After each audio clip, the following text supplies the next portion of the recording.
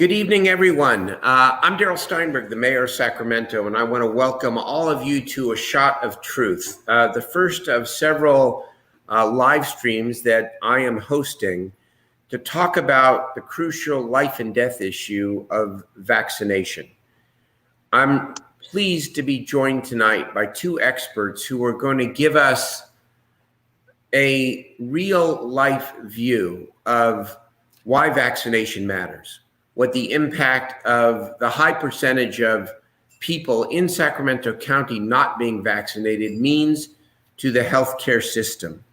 I want to give a few statistics in a moment, but let me bring in our experts right now. Let me first welcome Dr. Anita Chandrasena, who is the new division chief and the physician executive at Dignity Health. She is a critical care medicine specialist at Dignity Health with over 19 years of experience in the medical field. She graduated from Yale University Medical School in 2022. She is board certified in internal medicine, pulmonary and critical care medicine, and she has a strong interest and expertise in lung cancer, in addition to general pulmonary diseases. Dr. C, as I'm going to call you, welcome tonight. Thank you very much. Really One correction, I graduated medical school in 2002, not 2022. That would be Did I say 2022? I meant written 2002. You've been a doctor for going on 20 years. Thank you for the correction. Let me also welcome Shannon Shaw, an MPA and the executive director of Her Health First. Her Health First mission is to improve health equity by providing support to pregnant African-American women in Sacramento County. As she says, and the organization says, we envision a community in which all women have full and equal access to opportunities leading to the healthiest pregnancies and birth outcomes possible. Welcome to you, Shannon. We really appreciate you being here. Thank you very much. So let me set the stage here just for a moment, and then I'm going to ask you some questions and turn it over to you. If anyone believes that we are out of the woods here when it comes to COVID-19 and the Delta variant, consider these numbers. Yesterday in Sacramento County, there were 738 new cases. That is on top of the 132,000 cases we have already experienced in our county. And of course, many, many deaths and serious illnesses. The numbers are now rising so fast in Sacramento County that we just received the authority, and it's not a positive, as the doctor said to me a moment ago, the authority in our county to transfer patients to other counties because our ICU bed capacity is so low because of the increase in COVID. Now, I'm going to let you talk about the relationship between vaccination and reducing these numbers. But let us be clear about our challenge here in Sacramento County. Only 60.48% of Sacramentans in this county have received one of two shots necessary to become fully vaccinated. And only 53.3% of Sacramentans in our county are fully vaccinated. And of course, Monday, the Food and Drug Administration fully approved one of the lead vaccines here. So the issue of FDA approval is no longer an issue. So let's start out with maybe the obvious, but I want to hear it from the perspective of the experts, the people who are seeing this here. Dr. Chandrasena, can you speak on the importance of getting vaccinated as a way to change the arc and protect individuals and protect our community from the Delta variant and COVID-19? Yes, I'll say that I urge every person who's listening to this live stream to get vaccinated if they have it. Getting a vaccine is truly the only way that our communities, our country, and our world can really overcome COVID-19. We've seen ups and downs in the number of cases we've had, and obviously the most recent surge we've been hearing a lot about, the Delta variant. As long as people in our communities remain unvaccinated, these variants can continue to form and spread and wreak havoc on the lives of so many people. So I would urge everyone who's not vaccinated to strongly consider it and go get vaccinated. And maybe just adding to that, talk to your trusted physicians, nurses, colleagues, people you trust for your day-to-day care to help you in the decisions that you are urged to make. So I suppose there are two categories of people who are unvaccinated. One are those a group of people who are resistant, maybe for ideological or even political reasons. Isn't that a shock in this day and age that we're living in here? But the other category of people who are not necessarily against it, but are just fearful, the vaccine hesitant. People are vaccine hesitant.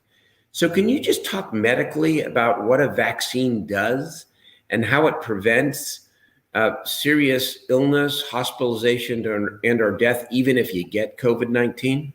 Yes. I can start and Shannon can add too.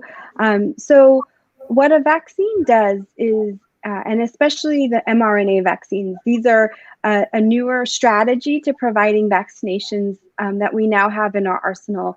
And what happens is RNA, which is a nucleic acid, it's part of our bodies, is used to mimic the proteins that exist on the virus. These are not proteins that exist in our body. They are essentially pretending to be the virus.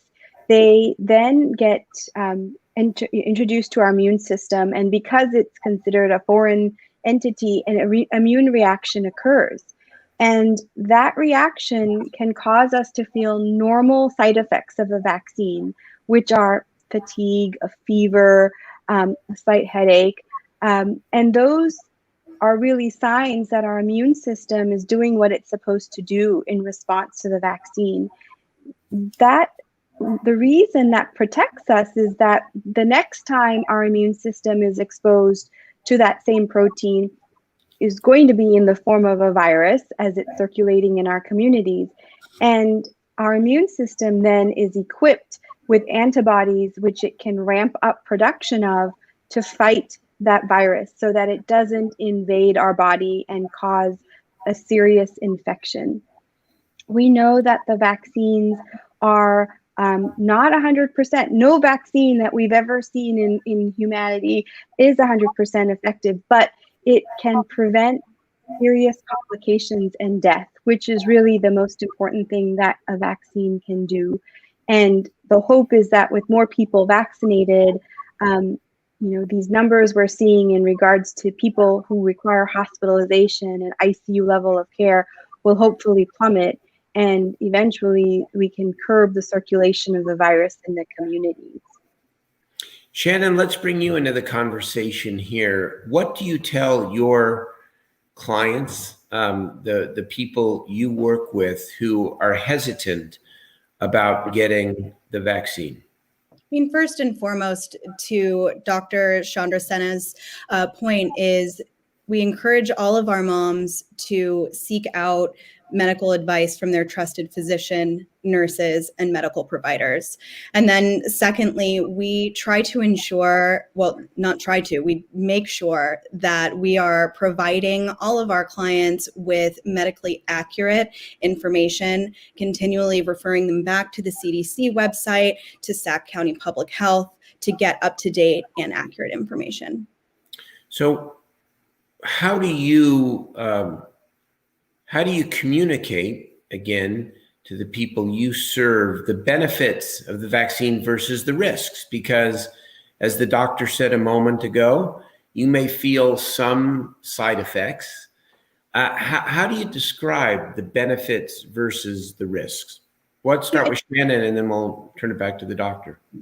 It's been incredibly challenging, I think, specifically for the population of women that we're working with. I mean, we've received so much feedback from the team at Her Health First and our program, Black Mothers United. And I think many of us know this, that within the African American community, there is a lot of valid mistrust with medical institutions. There are also levels of hesitancy and reasons for hesitancy that non-African American folks just can't comprehend. And they're very valid concerns. And so then when you take the clients of our program who are African American women, but then compounded with pregnancy on top of that, we've got quite a hill to climb when it comes to, reassurance and educating our clients. So how do you do that? Because you're on this live stream here tonight, obviously advocating for more people to get vaccinated. So given those very real challenges and the history that of distrust, as you say, understandable and rational, given the histories around health equity in our society, how do you overcome it? What's your message that helps you break through? I think that it sounds probably very simple, but we listen. And it is engaging our moms in both group settings and in one-on-one settings where we can ask those questions and try to talk through as much of those concerns and hesitancies that exist. So, by nature of our work, we employ women from the communities that we serve who are African American women and mothers themselves, who also have, those same concerns and lived experiences as those we are serving, right? And so it's just conversation and listening. That's the starting point. And I think validation also, because so often there's this situation in our community where it's like you're either on one end or the other and you're ostracized, right? Whichever end you fall on. And so we're trying really to at least get to some level of understanding so then we can try to get to the root of what those hesitancies are. We bring in experts from the community, like Dr. C, or, some of our partners from UC Davis. We have monthly Mommy Mingle meetings where we bring our clients in so that we can have these conversations continually. And you can't just have it one time. We can't just send out a flyer, a mass email, and hope that it sounds nice. We also know that we can't, continue to come at it from a fearful perspective as well, and really let our moms know and understand that the vaccine, yes, of course, is for her protection, but it's also for the protection of her baby.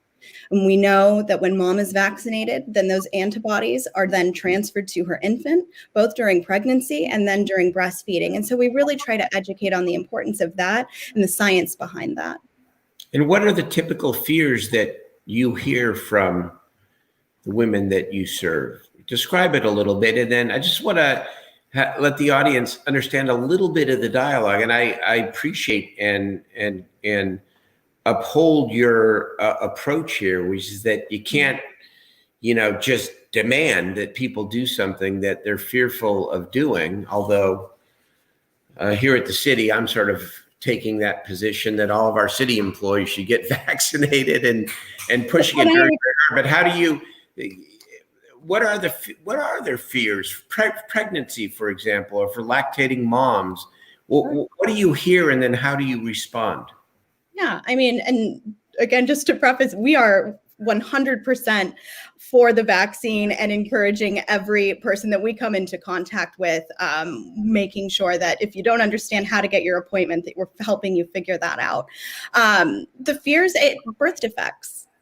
How is this going to impact my baby? What is this going to do to me? What's my reaction to the vaccine going to be? I hear that people get really bad fevers. Am I going to get a fever? My doctor told me fevers are really bad when I'm pregnant. Learning disabilities, is that going to be something that's going to happen down the road for my child?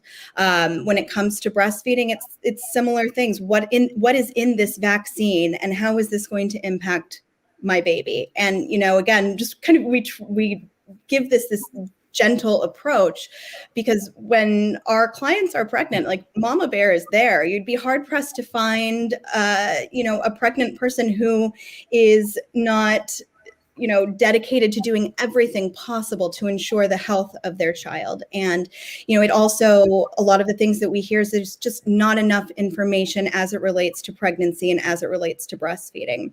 I will say that we do see more and more of our postpartum clients getting vaccinated shortly after they deliver, which is promising. But again, we're still working on trying to get as many of our clients vaccinated while pregnant, and then encouraging our existing clients to then share these same messages with their family members, friends who may hope to become pregnant in the near future.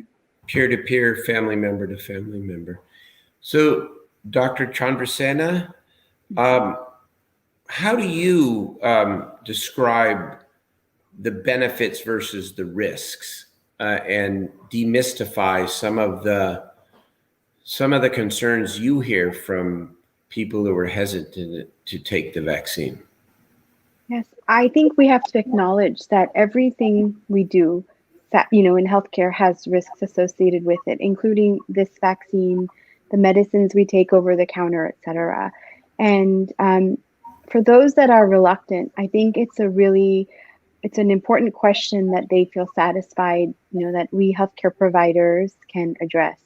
My response would be that when you look at the overall risk of getting COVID and the risk of complications, hospitalizations, and potentially death in those that have the highest risk factors, and you weigh that with the risk of the virus itself and the side effects, the studies and the science indicate that the risk of the vaccine is far lower and outweighs the risk of not getting vaccinated.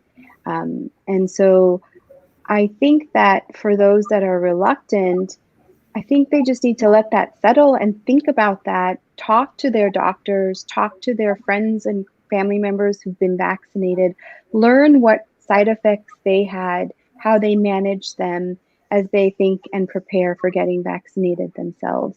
I think there is power in knowledge, making sure that it's from the right sources that are validated and reputable are really important in making those decisions as individuals. What difference does the FDA approval mean now? Is that a game changer? And if so, why?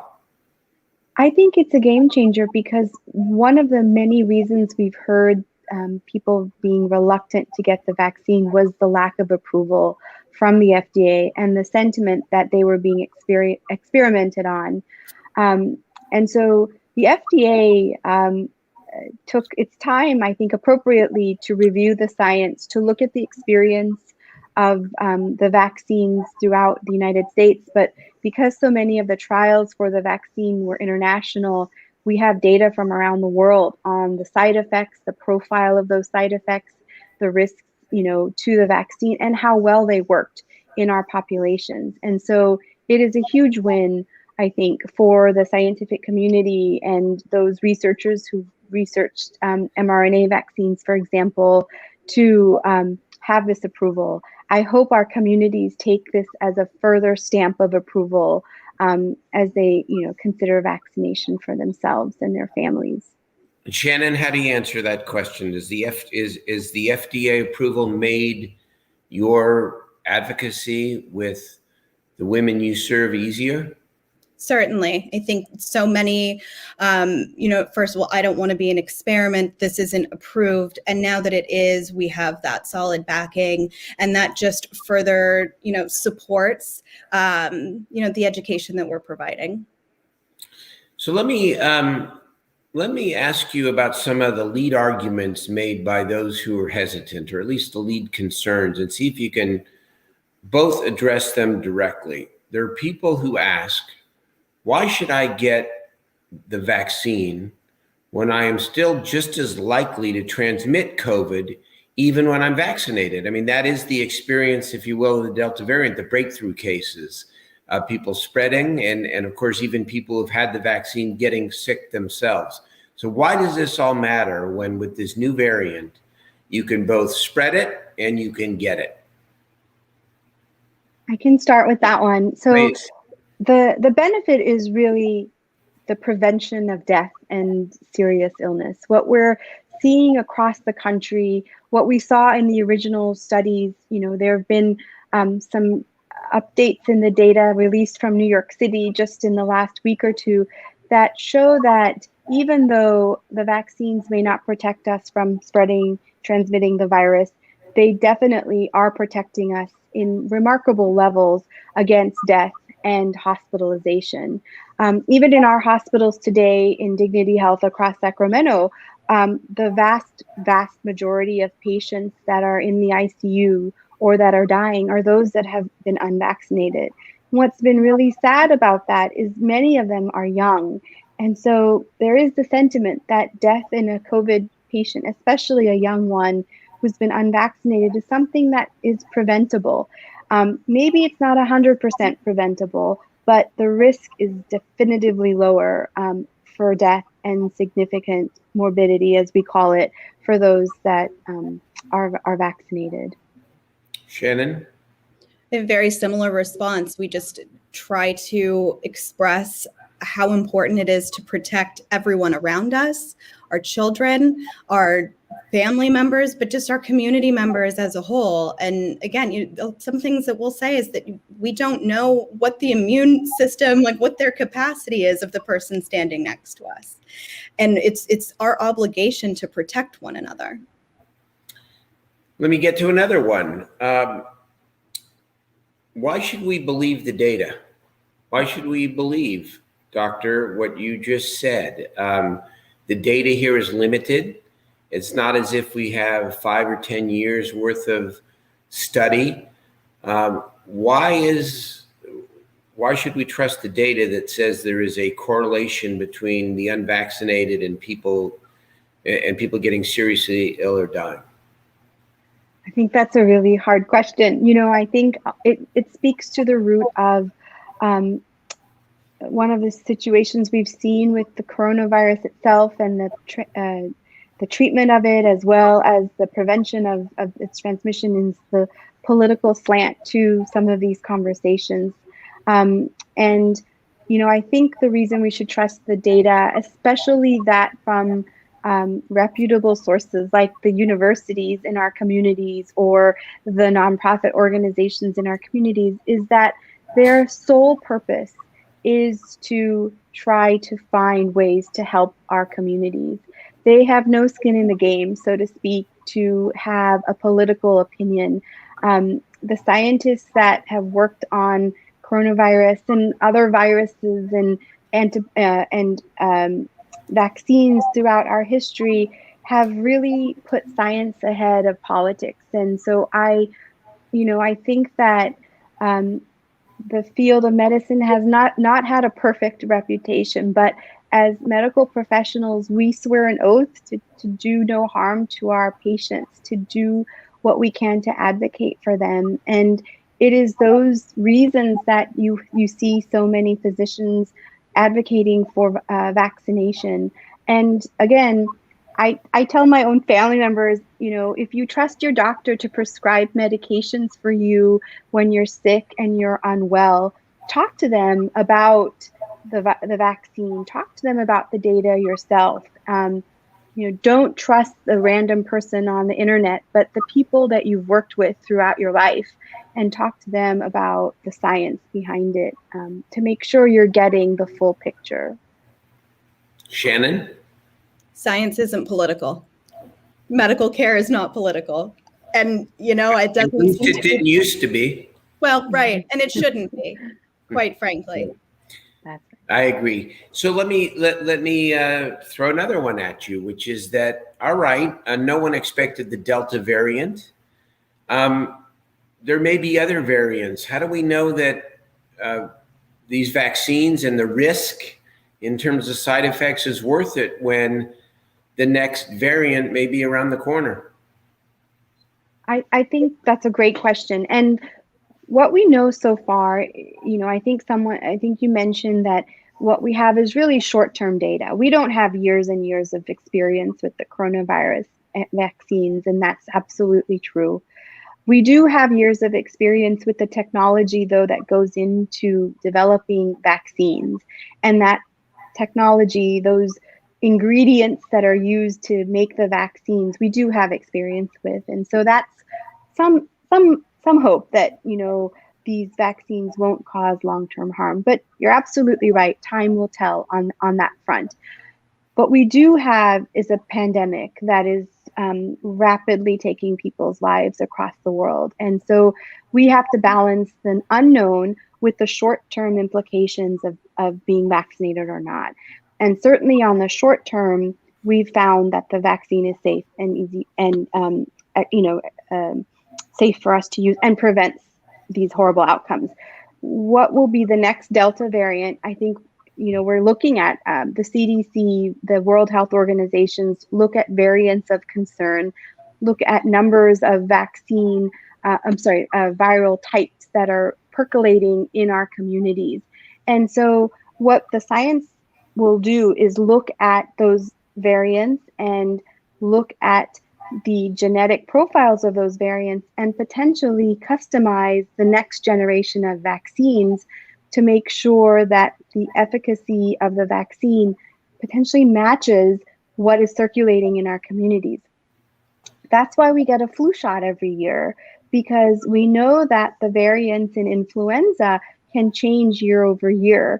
And so the scientists have learned how to take what's circulating in certain parts of the world and use it to develop vaccines that we use in the United States and throughout the world to prevent the flu. So that same technology can be harnessed to manage potentially future variants of the coronavirus as well.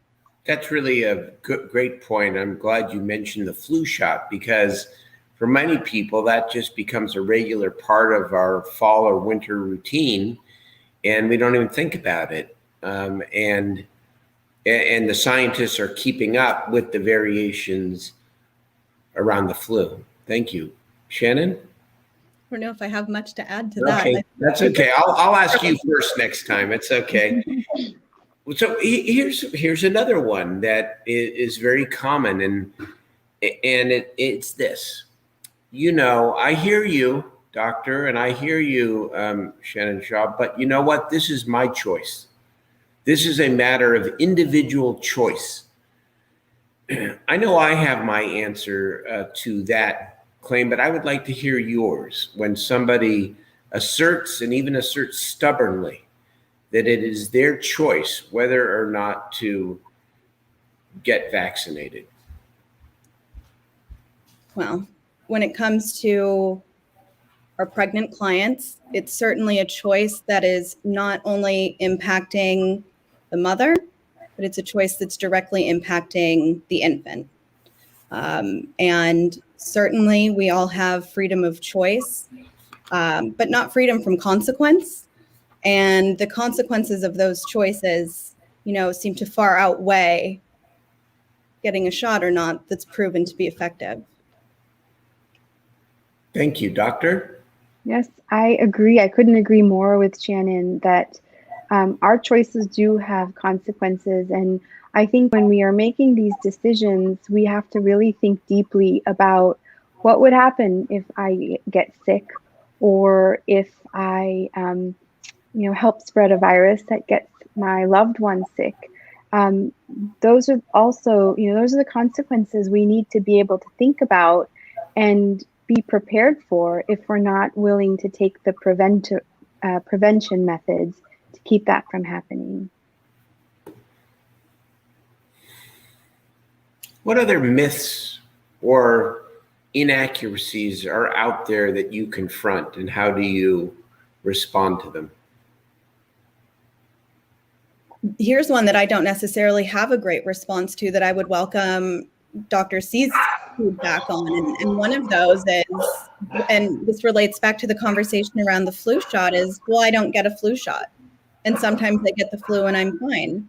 I've also, heard from our team that they've got, clients who are looking at the CDC site and seeing that recovery rates are high. And so it then translates to some of our clients as well. Okay, if I get it, I'll probably be okay.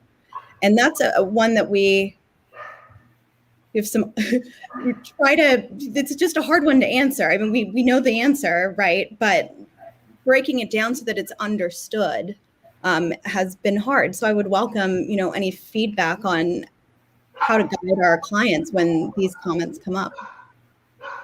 Doctor? Well, I can try. So the first one about pregnant women and the risk. So early on in the pandemic, our data suggested that maybe pregnant women were not at higher risk. But as the pandemic evolved and we had more information, we found out that indeed pregnant women were at higher risk, which is why all of the American College of OBGYNs and other specialty groups have really advocated for women who are pregnant or thinking of getting pregnant to be vaccinated. So just to help Ms. Shaw in her work on that one.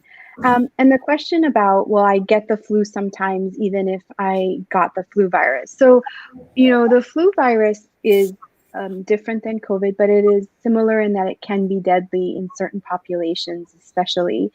The virus protects you from influenza, but it doesn't protect you from getting the common cold, which can act a lot like the flu. And so many people will say, I got the flu virus, the flu vaccine, and then a week or days later, I got a cold, I got the flu. Well, most likely you didn't get the flu, but rather a cold.